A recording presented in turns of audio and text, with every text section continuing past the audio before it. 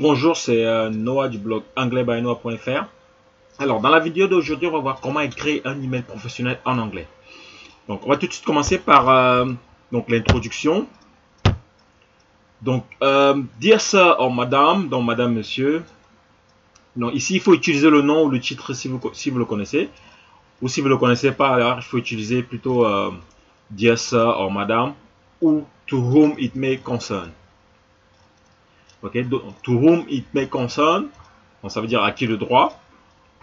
Donc, on utilise plus souvent cette expression pour des lettres de recommandation ou des plaintes. Donc, on va prendre l'exemple ici d'un collègue de travail qui m'envoie un email pour m'inviter à boire un verre. Donc, je lui réponds. Hi, thanks for the email you sent yesterday. Donc, ici, tu n'as pas besoin en fait vraiment de mettre de dear ou au début de la phrase car c'est un email amical. Donc, c'est démodé d'utiliser dear pour un email amical. Donc, ça serait plutôt I. Ok, donc dear est principalement utilisé pour des emails professionnels. Donc, là, on va voir le corps de l'email. Donc, quelques expressions. In regard to, à propos de. Donc, kind regards, bien cordialement. Ça, c'est plutôt à la fin de l'email. Donc, exemple.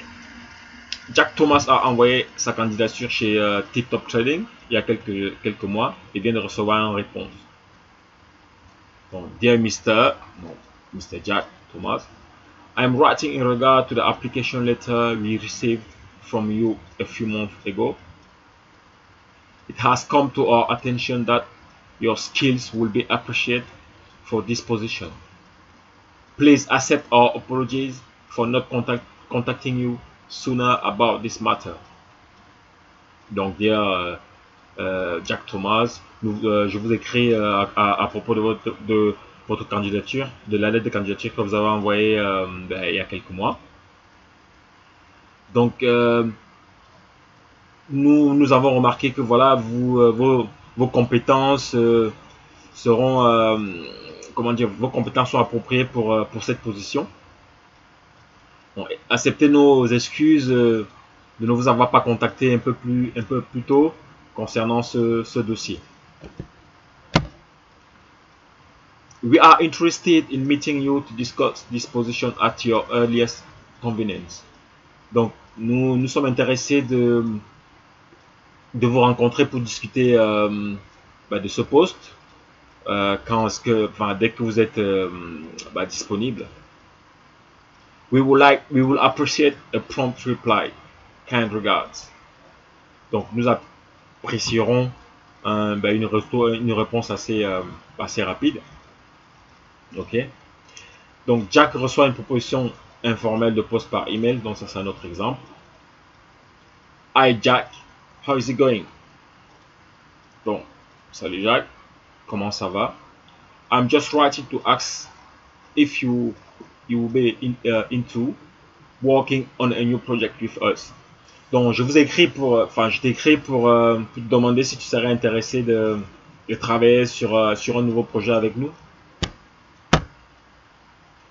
It starts in a couple of weeks. Affect.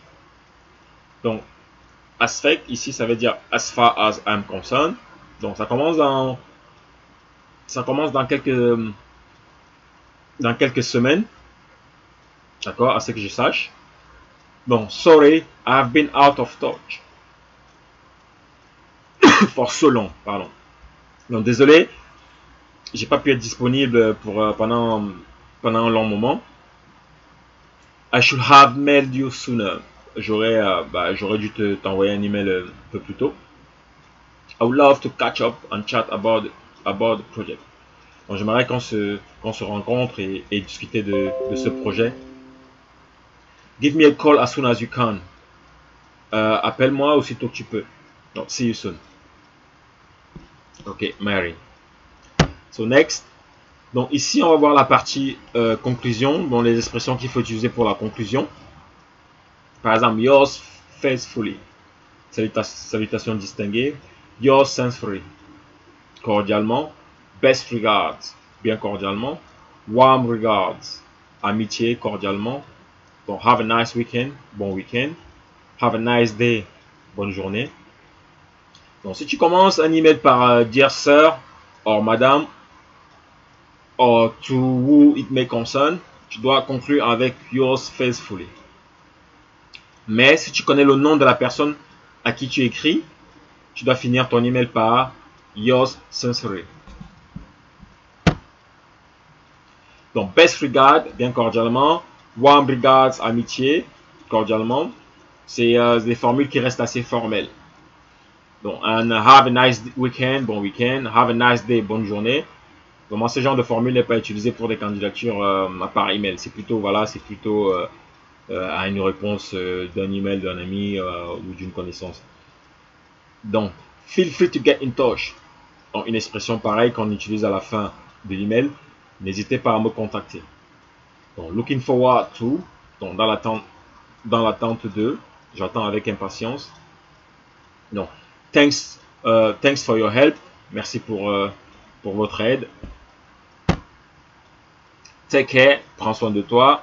Best. Bien à vous. Regards. Salutations. Donc, un exemple ici. Feel free to get in touch if you need more information, details. Donc, n'hésitez pas à nous contacter si vous avez besoin de plus d'informations ou de détails. Donc, looking forward to hearing from you. Donc, ça, c'est une formule de politesse vraiment qui est assez standard pour les emails. C'est souvent qu'on voit looking forward to hearing from you. Thanks for your help. Aussi, on l'a vu tout à l'heure. Thanks for your help. Donc, best peut être aussi utilisé pour conclure un email professionnel. Donc, vous pouvez bien utiliser best, bien à vous, pour conclure un email professionnel. Donc, take care est plutôt aussi, voilà, take care est plutôt utilisé lorsqu'on envoie un email à un ami. Donc, un ami take care, prends soin de toi. Donc, take care, c'est plutôt, voilà, ça reste amical. Donc, ensuite, on va voir quelques acronymes pour les emails, comme on a vu tout à l'heure avec AFAQ.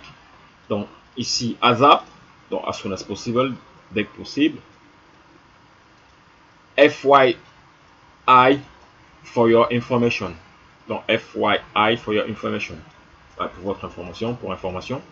Donc, AFAQ, comme on a vu tout à l'heure, as far as I know, pour autant que je sache. Donc, CC, carbon copy, donc copie carbone, on met quelqu'un en copie. So, BCC, blind carbon copy, copie cachée, voilà, quand on cache l'email, qu'on ne veut pas que tout le monde voie votre email, donc on met en BCC. Donc, regarding, objet concernant. Donc, FWD, forward, faire suivre. BTW, by the way, en fait, donc by the way. Donc, un exemple ici, please send the report ASAP. It's urgent. Envoyez s'il vous plaît le rapport dès que possible, c'est urgent. Affect, the deadline has been brought forward. Pour autant que je sache, la date butoir a été avancée. Could you please CC Mary into all correspondence? Pourriez-vous s'il vous plaît mettre en copie Mary pour toute la correspondance? Damien spoke to me regarding newsletter problem. It would be great if you could forward the finished version to Max. Ce serait formidable si vous pouviez faire suivre la version finale à Max. Donc ensuite, on continue dans LOL, le fameux LOL. Laugh out loud, mort de rire. Donc tout le monde, on utilise beaucoup ça en français. MDR, MDR, mort de rire. Emo, in my opinion, à mon avis. Donc please, PLS, please. THX, thanks. Thanks. Ok, RGDS, regards, salutation. Donc info, information. Donc BN, between, donc entre. Donc un autre exemple, that wasn't the best strategy emo. Ce n'était pas la meilleure stratégie à mon avis. Could you send me that sale info later? Pourriez-vous m'envoyer ces infos sur les ventes plus tard? Looking forward to the meeting tomorrow. Regards. Regards, Tom. Donc j'attends avec impatience la réunion de demain. Salutations, Tom. Donc, un exemple ici, Marco travaille dans une agence de marketing et reçoit la nouvelle version d'une brochure par email. Donc, I, Marco, have sent the new version of the brochure as an attachment. Donc, pièce jointe, en pièce jointe. We need your approval on this ASAP to make the deadline. A copy has also been sent to Amanda. If it looks okay, please forward the final version to Ellen and don't forget to CC everyone else best. Ok, donc voilà ici un exemple comment dire de procédure pour envoyer un email en anglais avec j'ai quand même utilisé pas mal d'exemples, donc vous pouvez vous en servir évidemment ici en adaptant à votre situation, mais ça c'est vraiment quelques exemples en général que vous pouvez utiliser. Donc voilà, j'espère que cette vidéo vous a plu. N'hésitez pas à la partager ou à laisser un petit pouce si vous pensez que le contenu de cette vidéo vous a plu. Comme ça m'aidera pour la prochaine fois à améliorer la vidéo.